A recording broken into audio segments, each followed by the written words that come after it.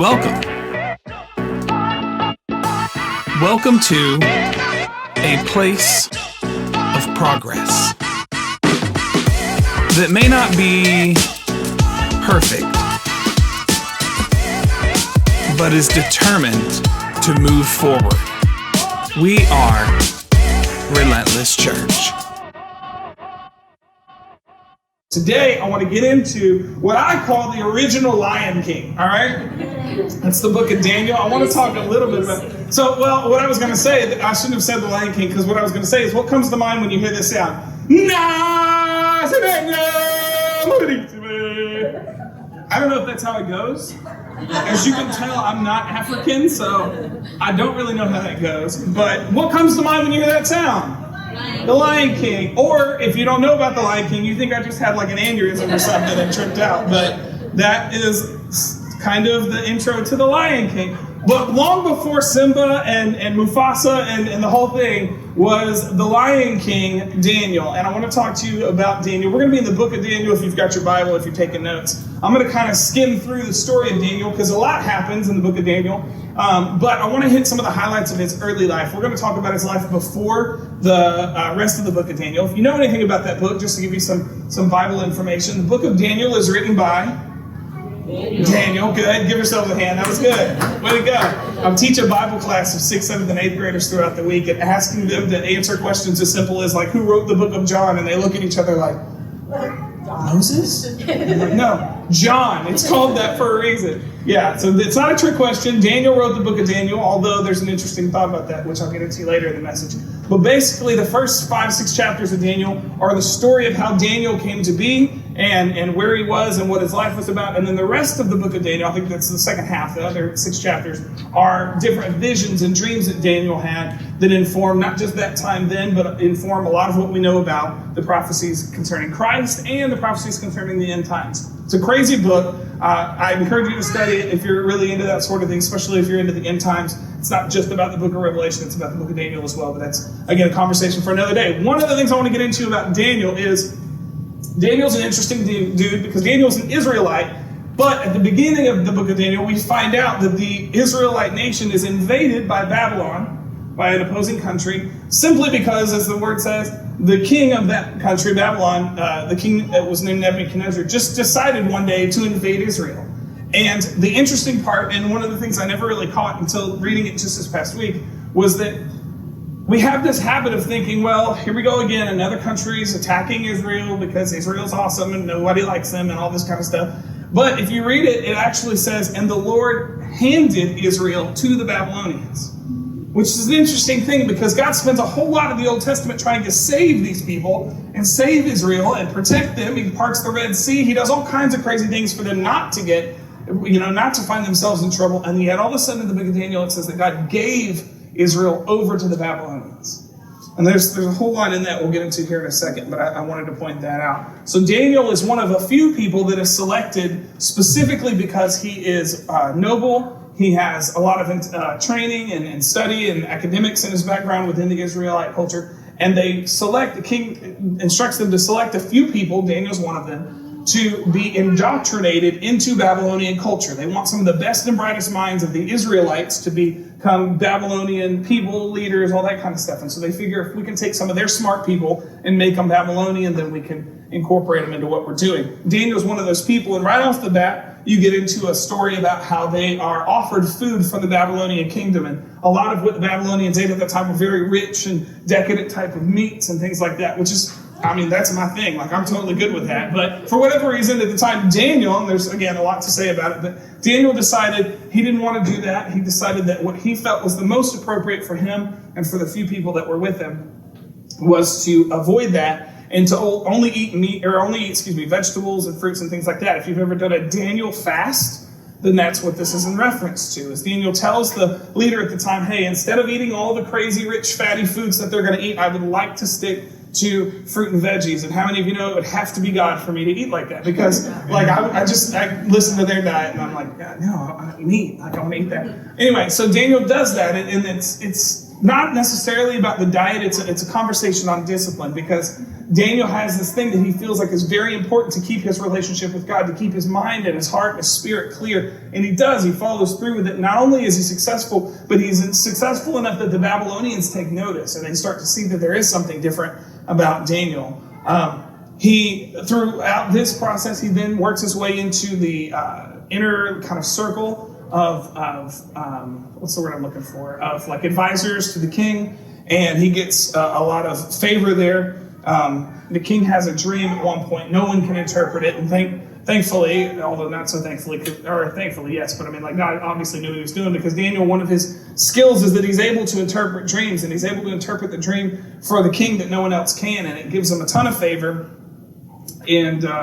And again, we'll touch on some of this, but I want to give you some of the highlights. So Daniel continues in his life as an advisor to that king. That king goes away, and another king comes in. He's an advisor to him. That king goes away, and another king comes in, King Darius. And Darius is the king that interacts with Daniel, and it creates the lion's den situation. How many of you are familiar with the story of Daniel and the lion's den at all? Show of hands, anybody? Some of you, if you were in church a little bit, you probably know it. Basically, what it comes down to is, once again, for the third time in Daniel's lifetime, there's a king who does not believe in their God, who worships other pagan idols and that kind of stuff. And it comes to this point where the king only wants people to worship him.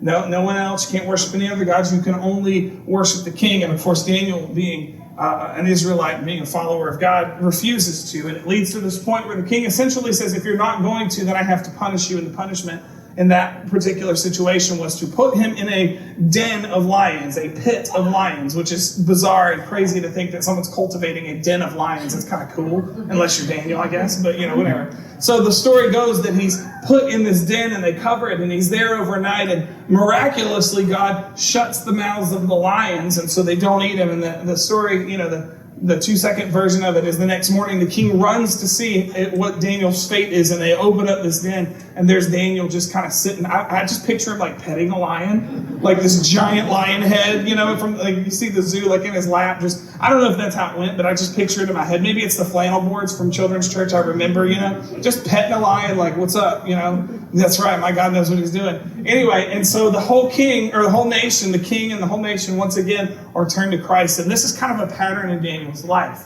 As Daniel continues to be consistent, he disciplines himself, he stays close to God, and God uses Daniel's skills and abilities to influence the kingdom. He's an advisor to the king through 4 different kingdoms, and this process repeats. It's a really cool story. In fact, Daniel's story is really awesome because Daniel's one of the only stories that there's not a whole lot of character downfall, if I could say it like that. Like when you read the story of David, David has some high highs, and then David has some lows where it's like, good Lord, man. And Daniel's story is about consistency. It's his discipline that over and over again keeps him consistent and stable through his life. But I wanted to kind of pull out a couple things from the story of Daniel. And it's Daniel chapter 1 through 5. So this week, if you're looking for something to read, then I encourage you to read it, because it would be a lot for me to just go through and read it all. But the first thing I want to point out that I think is really important, that's important in Daniel's life, and it's honestly important in our lives, is, and this is super deep, number 1, life isn't fair. I know that's really encouraging and cheerful, and church is such a message of positivity, and God loves you, and you can do it, and I can do all things through Christ. Life isn't fair. Look at the person next to you, tell them, life isn't fair. Yeah. What'd you learn in church today? Life isn't fair. Yeah, I know. Look, it's just not. And I understand that God is an amazing God. He's loving. He wants good things for us. He does good things in our lives. But it's important to understand that sometimes things happen that are apart and separate from His will, that He didn't necessarily cause. There are things that we go through. How many of you ever been through something where you're like, that was unfair? I don't feel like I was justified. What happened to me right now? Nobody? Just me? I'm the only one that's dealt with hardship? Okay, thank you. Just checking. I want to make sure if you guys have never dealt with hardship, then y'all need to come teach, because, man, what are y'all doing right? Life isn't fair. I think sometimes we get this picture that especially when we come to Christ or become a Christian, that, now everything's good. Now God He's our justice. God's going to stand up for us. He's going to make sure everything is right and good and perfect in our life. And yes, kind of. He works things together for good. Yes, He is perfecting you. But that does not mean that you are free from persecution. You're free from difficulty. In fact, sometimes it means that the level of difficulty that comes into your life is higher. Yeah. Have you ever had a really big moment with God and then the next day it was like, what the heck, man? Yesterday was great. What's going on? Sometimes it's on purpose. Sometimes it's God-led. Now, I'm not saying God's attacking you to be a jerk or anything. What I'm saying is the closer we get to Christ, the more he draws the things out of us that he's trying to drive out of us, the impurities. The more he brings things to the surface, and he's like, hey, I love that we're getting closer. But since we're getting closer and our relationship's good, can we talk about this? And you're like, no, don't bring that up. Why you got to bring stuff up like that? We were good. And he's like, because we can't continue to move closer together until we talk about this. And I don't know what this is in your life, but I know when I said it, you're like, don't talk about it, right? Sometimes you're in a bad situation that he led you to. Sometimes you're in a bad situation you didn't cause. Do you know that other people's stupid decisions can affect your life negatively?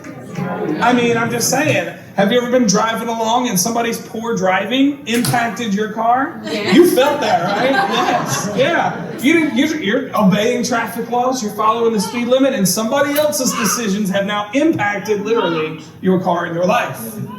You didn't you didn't cause it. You didn't choose it. You were just minding your own business, and somebody else and their negativity and their terrible decision making or their texting while driving has now impacted your life. That's just how it is. Life, that's not there anymore. Brandon, come on, man, I need your help. Okay, you're fine. He was doing what he was supposed to. Life isn't fair. That's what we have to know that in Daniel's life. Daniel is an Israelite. He's part of the people of God. He's doing his thing. He's learning. He's having this wonderful life. And then all of a sudden, the Babylonians invade, and how he finds himself captive in a foreign court, having to serve a foreign king. So much so they try to change his name. I mean, they don't even like calling him his name anymore. If somebody just said, hey, you know what? I don't like your name. We're going to start calling you something else now. You wouldn't like that very much. Certainly not being transported from your home country to a foreign place. And it's just a bizarre thing. Daniel didn't cause any of this, but he found a way to thrive in the midst of it. And that's, I think, the thing you got to know is that if life isn't fair, it's okay, that happens. But then the more that we're able to continue our relationship with God and follow Christ, the more he can work all things together for good, the more he can find that purpose and that usefulness in those situations. Another way of saying it is when bad things happen to you in life, and not if, but when, they will. It's okay, that happens. They will happen. When bad things happen in life, you have two choices. You can waste time complaining, or you can be successful anyway. Now, some of us feel really good right here. Like, I really enjoy complaining when I don't like the situation. It makes me feel better, you know?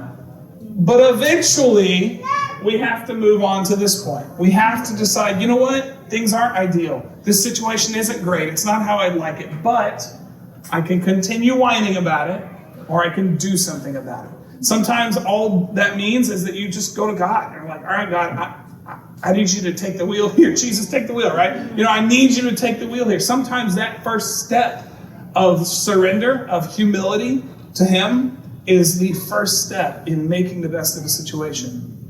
Life isn't fair, so learn to deal with it. Number two, the second thing I want to show you from his story is what I would say, know your name. What's your name? Real quick. All right, what did you say?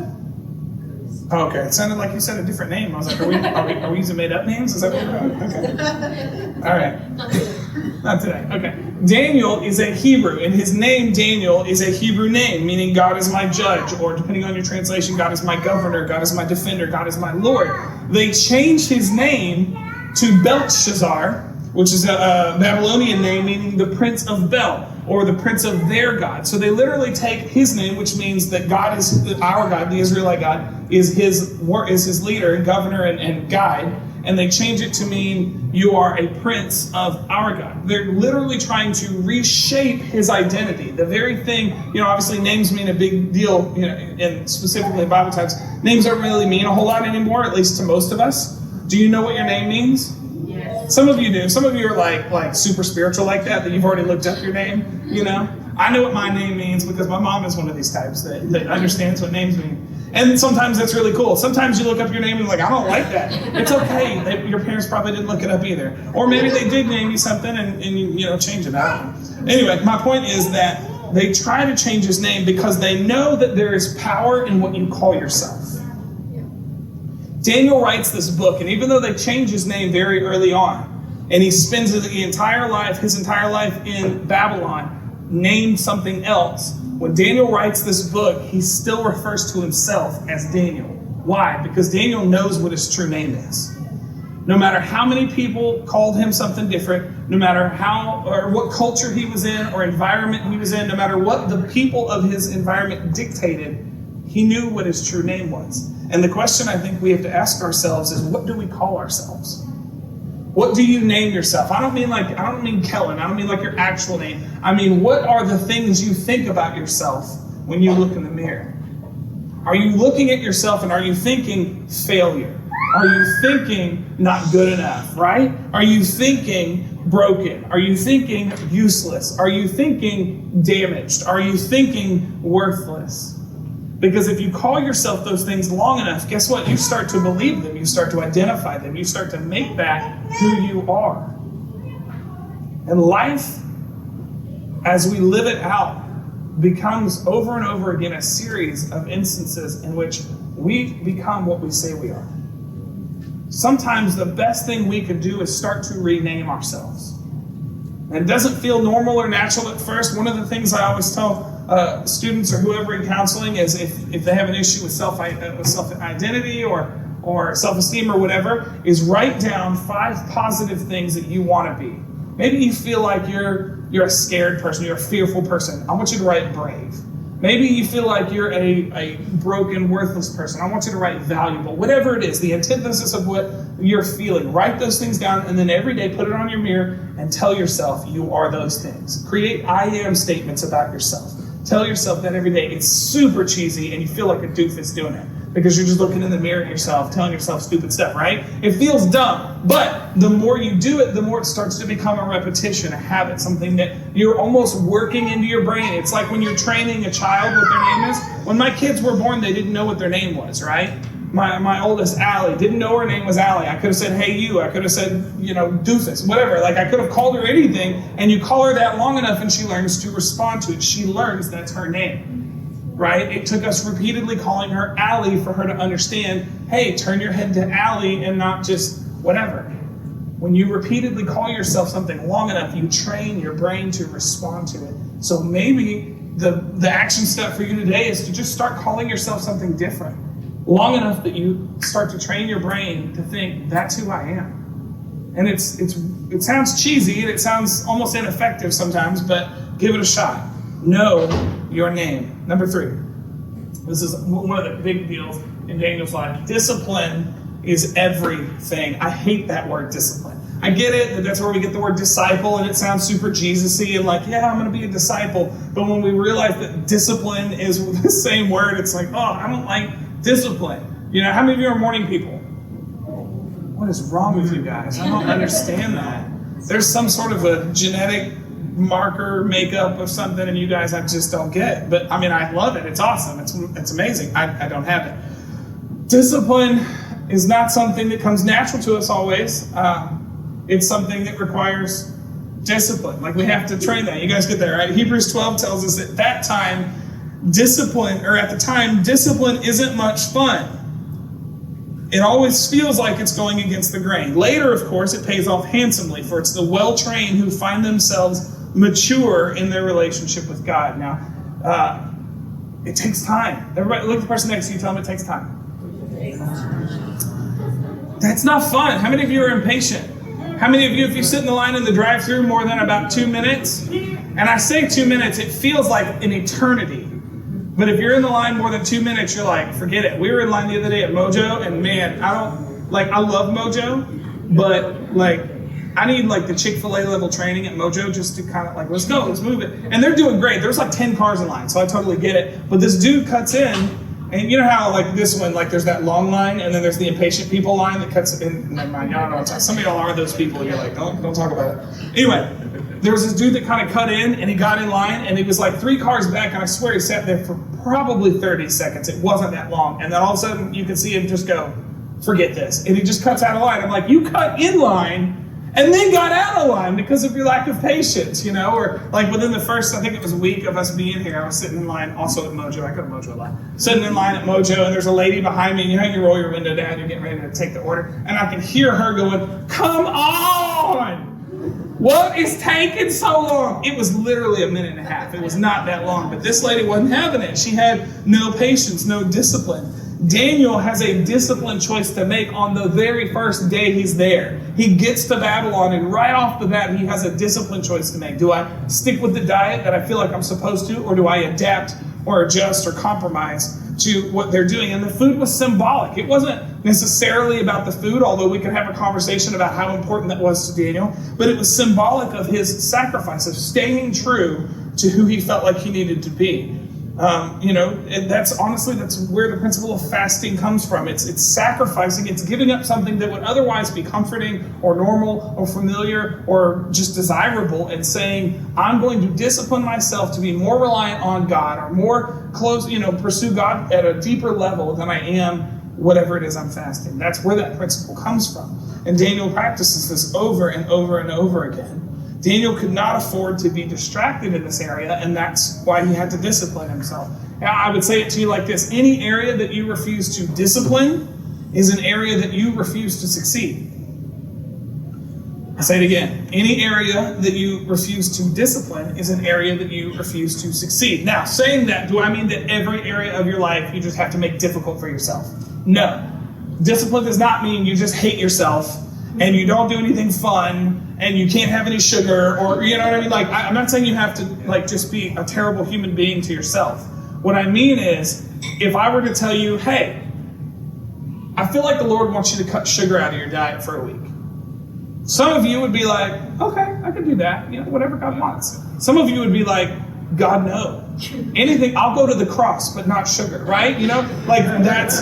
That's how your response would be. That's maybe an indicator that there's an area of your life that you haven't necessarily given over to God. Or maybe fill in the blank, whatever it is for you. If there's an area of your life that if God were to say, hey, I need you to kind of tighten it up in this area, and you immediately recoil, that's an indicator that maybe there's some areas of our life that aren't as given over to God as we want. They're not as disciplined to God as we want. And we all have them. And the longer you follow Christ, the more he kind of messes with you. It's loving, it's God, whatever.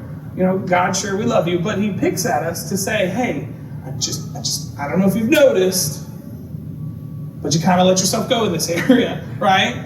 And he pulls us back in a little bit. He asks us to discipline ourselves. So what area is God asking you to be more disciplined? All discipline falls into two categories. Things you do or keep doing. Things you don't do or do less of. If you're trying to lose weight, you eat less and you move around more, right? That's pretty much the basic diet. Eat less, move around more. Eat less of something, exercise more. You guys get it. That's essentially the principles. You keep doing things or do things more consistently, or you stop doing things. So maybe there are things in your life that you need to adjust. You need to do less of. You need to get away from. Or maybe there's some things in your life. Maybe you're having a hard time reading the Bible every day. Sometimes, like we said earlier, if you're not a morning person, I don't want to get up and read. I don't want to get up and read anything. I don't want to get up and hardly do anything. Like, it takes me some time to wake up. But there's sometimes in our life, there's been seasons in our life where I've had to train myself, get up, get it done, because if I'm more dependent on how much sleep I get in the morning, or how late I get to sleep, how many times I hit snooze, then if God's asking me to get up, what does that say about my relationship with God? That I love God unless it costs me sleep, right? And some of y'all felt that and you feel convicted, and we'll just keep moving. What keeps you from being disciplined is the point, into another way. What keeps you from being disciplined in the way you want to go? Discipline is everything. And the last thing I want to mention from Daniel's story, as we kind of move towards the end today, is I think we learn, number 4, don't quit. And Daniel's life is over and over again, very similar cycles. And he never quits. And honestly, we can't quit. Bring it down just a little bit. Because the enemy never does. Your entire life, the enemy works against you. And I know that sounds kind of depressing in a way, like there's always the enemy working against you. But what I mean is, the pattern of this world, even if it's not the enemy, the pattern of this world is always trying to work against your faith. It's always trying to move you away from Christ, because the way of Christ is not normal or natural in this world. We're disciplining ourselves to pursue him in spite of sometimes how we feel or what the circumstances or the environment dictate.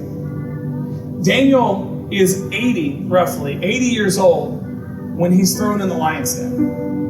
I don't know if you knew that. I always pictured Daniel being like 25, just chilling with the lions. He's 80 when this story happens. It's the third king in his lifetime that he served. And over again, Daniel has a victory. He disciplines himself.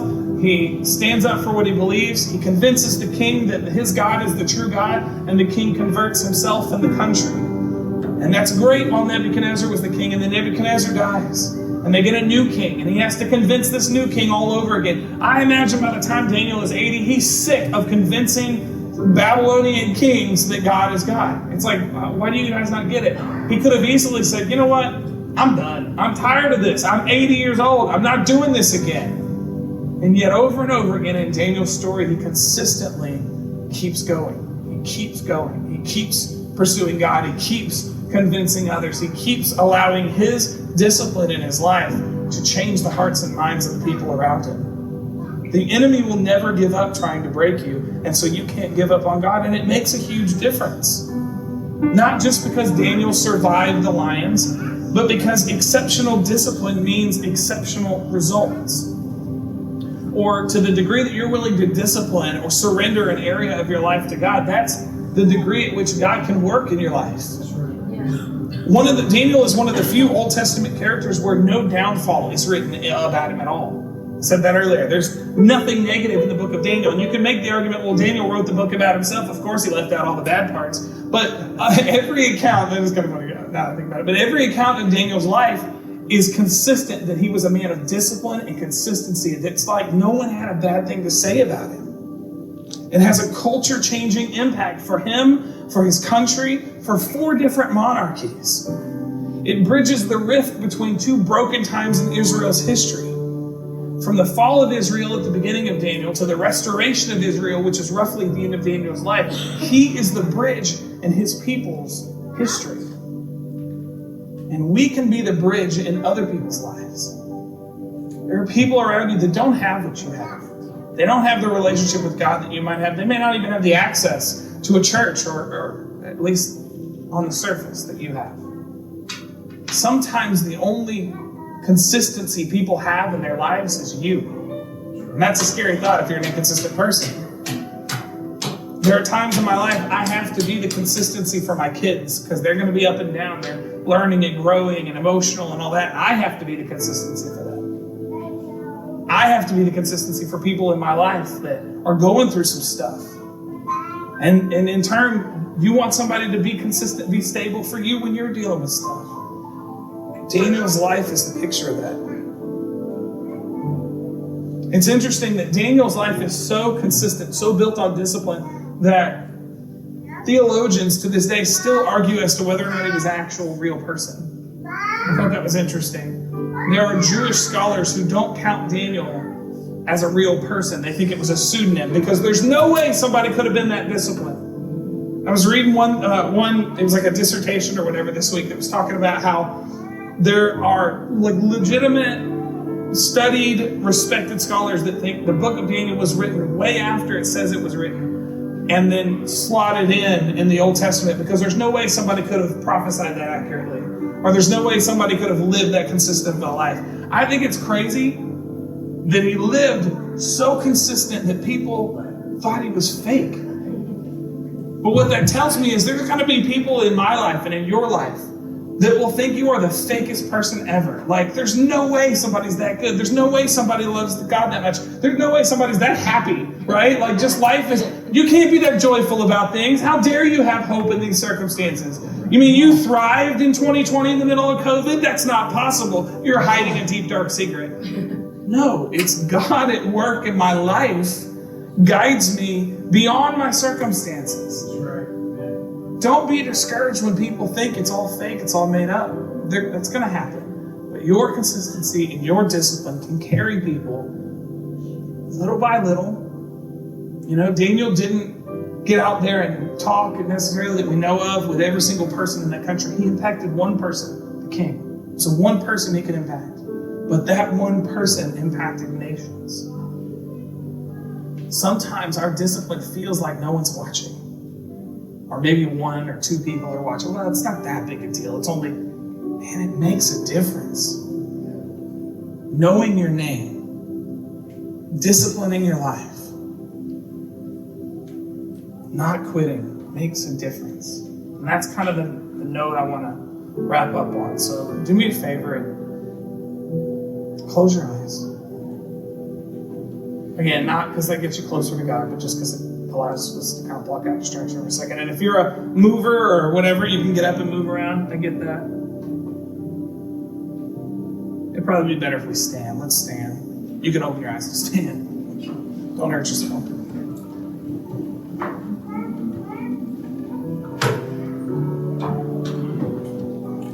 right, now that you're standing, you can move around and close your eyes or something too. Just give a second where you can kind of be introspective. That's the point. Self-reflective. And I want you to think back over what we talked about today. Whether it was in the worship or something Christy said or something I said, but think back over, okay, God, what are you saying to me today? Because he is always speaking. Daily he's speaking new things to us, new things into our lives. Give us this day our daily bread. That's what that is about. God, today, what are you saying to my life? And church is a lot of things, but it's always an opportunity for him to speak something specific to your life. So what is it that he's saying to you today? Or maybe another way of asking is, what was said today that resonated with you, that clicked, that hit something, hit a nerve maybe in your heart, that you were like, oh, yeah, I felt that.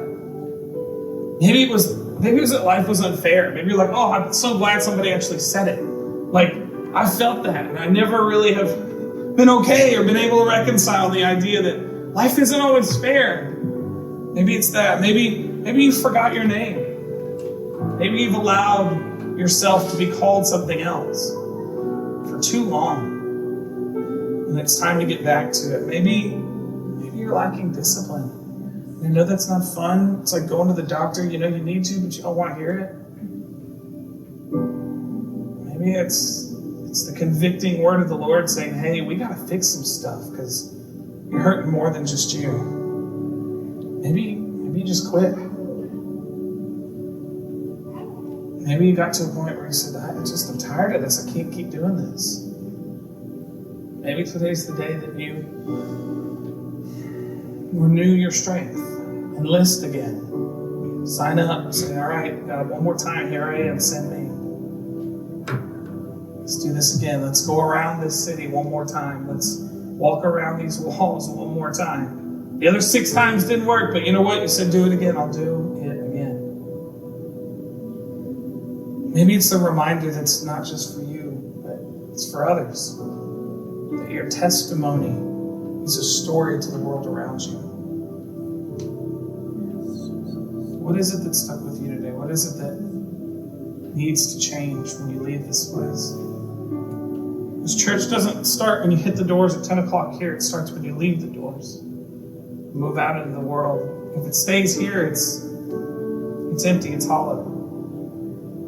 It's what we do with it. So God, I thank you that you choose to speak to us all the time. I thank you for your Son, that because of his sacrifice, because of what he did, we are able to have communication, a relationship with you. We're able to be inhabited and empowered with your Holy Spirit, with the very essence of God that hovered over the formless world, that created all life, wants to communicate, wants to speak, wants to work and labor alongside us, God. We thank you that you allow us that opportunity. That you love us at our worst and our best. Even when we don't see it. Thank you that you inspire hope in us when we don't feel it. That you Guide us when we're lost, Father. There's so much that you do in our lives that we'll never know. And we thank you for those, God. We thank you for the prayers that we've prayed that you answered and that you ignored. Because even though we didn't see it at the time, God, that was the best thing for us. And we thank you for what you're saying to us today.